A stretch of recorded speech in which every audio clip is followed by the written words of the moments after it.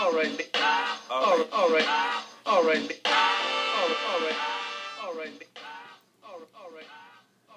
Welcome to Make It Last. I'm Jafari Roberts. And I'm Harry Cassell. We're short one Sayaf Alani today. Sayaf's fine. He's in Orlando. Got in a minor car accident, so he's working on his car, spending some time with his family. He'll be back next week. He'll be back next week, but for right now, you have the two of us on Make It Last. And we'd like to talk to you about what that name means for a minute. And we know that your time is meaningful. We know that you have all this time and you could spend it listening to us talk about LeBron James or his beef with Charles Barkley or how he wants Carmelo. But, you know, like we're going to talk about a lot of things, but we want to leave you guys with long-standing impressions. We want to leave you guys with, hey, Miles Turner is good at basketball. Can't buy a beer. Hey, Joel Embiid isn't a rookie. He won't win Rookie of the Year. How is he going to win Rookie of the Year? Please God, don't. How is he going to... Experts stop putting him for Rookie of the Year. Wait a minute. He's not a rookie.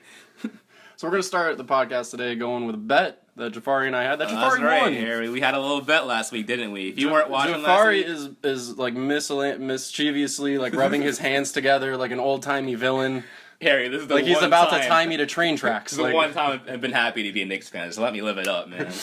I bet Harry last week, if you weren't listening, that my Knicks, the New York Knickerbockers, would score more points against the Cavaliers on Saturday night than Julio Jones would have yards on the Super Bowl.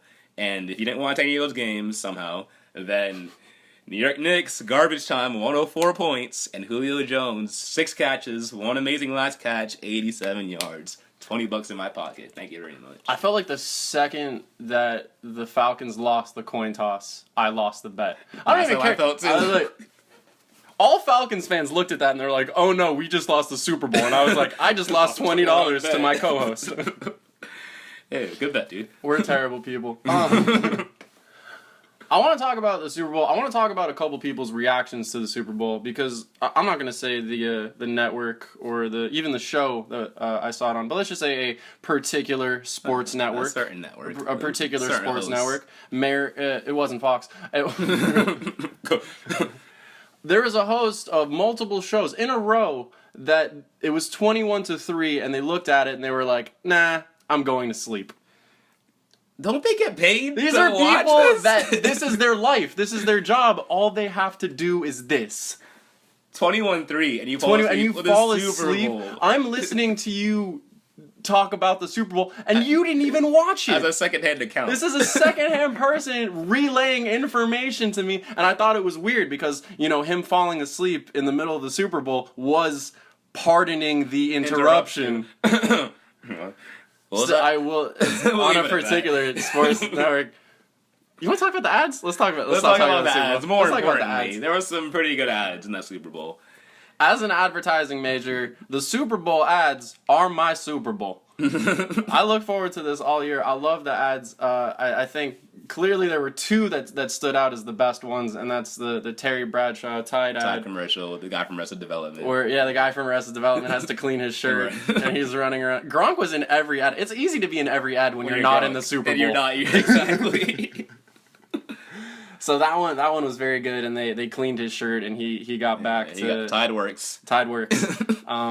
And then there's a Cam Newton Buick commercial. Oh gosh, that one was great. Where a Buick pulls up, and then one of the dads says, "If that's a Buick, then my son's Cam Newton." And now Cam Newton is pushing 8-year-olds out of the way. And I was really glad it was Cam Newton, because anytime they use a white quarterback for something like that, everyone on ESPN is like, "Could you imagine if they used Cam Newton? How we would show this, in what light we would recover?" Stop. They used Cam Newton. Stop. They used Cam Newton. There you go. All right, it's 2017. Let's get over it. Relax. Cam Newton's the best. There was one commercial that particularly stood out. It was a T-Mobile commercial. There was a girl, and her fetish was being charged too much money on her phone bill. That was what she was into. That was her favorite thing. And so she called in and she's like, "I went over my data. Is it gonna tell me more? Tell me more."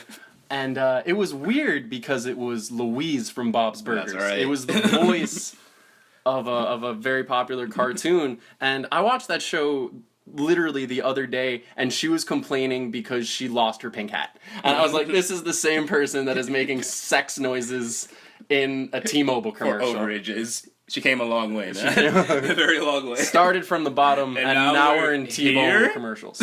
Yeah, I guess that's where you want to be. Yeah. That was actually the first draft for the Drake song, and it didn't quite make it. Yeah, hey. Some ghostwriter. Michael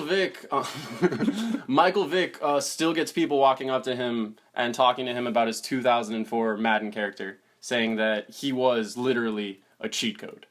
Which makes sense, though. Because if I ever met Mike Vick, there's two things we could talk about. And I know he's got his fingers crossed, like, come on, Madden character, please. Come on, Madden character. I would probably bring it up almost immediately, too. It'd be hard for me to not I'd be like, hey, what's up, dog? Damn it, ruin it. Oh, you know what? Nice meeting you, dude. Nice meeting you.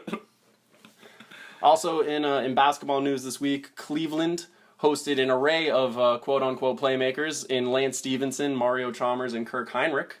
We need a playmaker. That's appropriate. Laughing's appropriate. It's gotta we suck. We need a playmaker. It's gotta suck when you have your sights on your banana boat brother in Carmelo Anthony, and you end up with that one guy that blew in your ear like 4 years ago in the Eastern Conference Finals. I don't think LeBron wants to know what Lance Stevens is doing with that banana, but let's move on from there. Let's talk about a guy called Derrick Jones Jr. Harry, you know who Derrick Jones Jr. is? No one knows who Derrick Jones Jr. is. Derrick Jones Jr. is in the dunk contest this year. He has 3 points this year. On one field goal. He has one field goal. And a free throw. He made the extra point. Shouts out, ball don't lie, whatever. Like, hey, old school 3. I can't.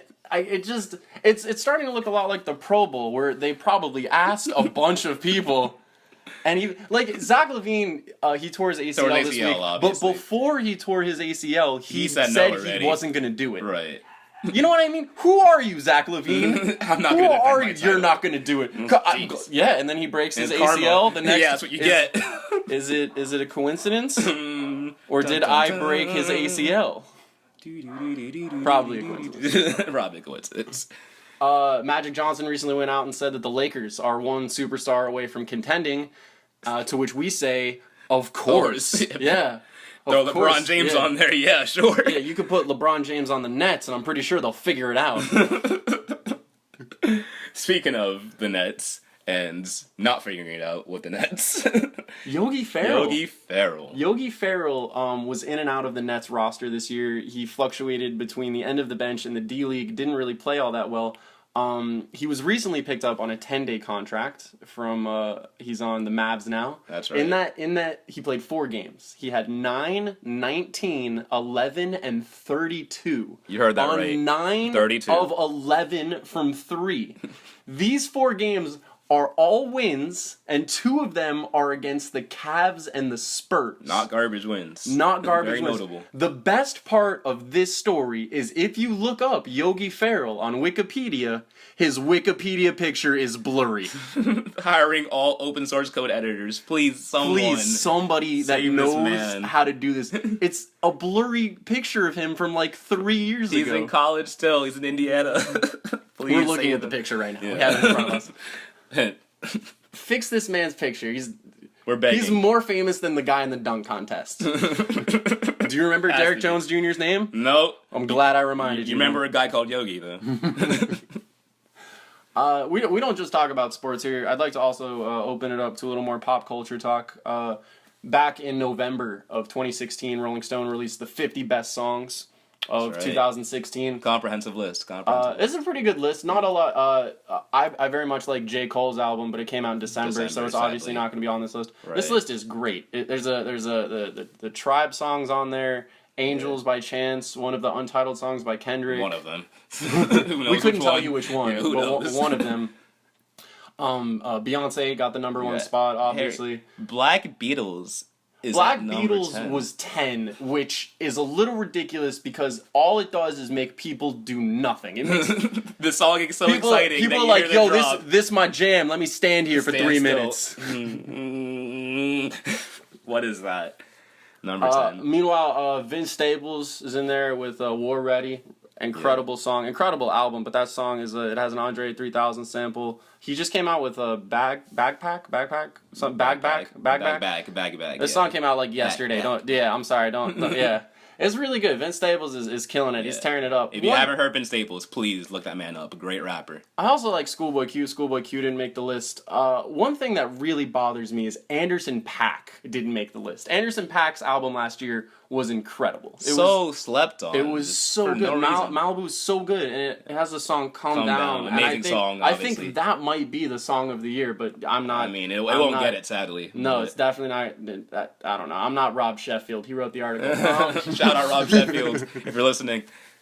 So, Jafari, you know that I do research for the show. You do so much research. You know that I scour the internet. That's right. One thing that I learned scouring the internet is that Girl Scout Cookie currently has a new cookie out that is s'mores flavored. Sounds delicious. It does sound delicious. So I went to girlscouts.com and I was like, I'm going to purchase some of these cookies. Great. They do not sell cookies on girlscouts.com, but what they do have is a comprehensive map of where girls will be at certain times. So I have to track down girls like Jared from Subway, and I just feel so weird. So at 2 p.m. Yesterday, but I was gonna get off work before my Super Bowl party. I was gonna go and I was gonna pick up a couple boxes. Women weren't there. Girls weren't there. You lied, map. Girls weren't there. You lied, map. You lied, official website of girlscouts.com. And that's the one thing I just want to go online and you can buy everything else online. Right? I want cookies. You know what I mean? We want your cookies. So if I could, just two things for our listeners. If you could sell Girl Scout cookies online for us, we'd really much appreciate it. And if somebody could fix Yogi Ferrell's photo. Please, for the love of God, the man's balling out. Give him a photo. All right, Harry, well, I think that about wraps it up for us. Thank you guys so much. This has been Make It Last with Say Jaf and Kas. Awesome. You were supposed to say I love you.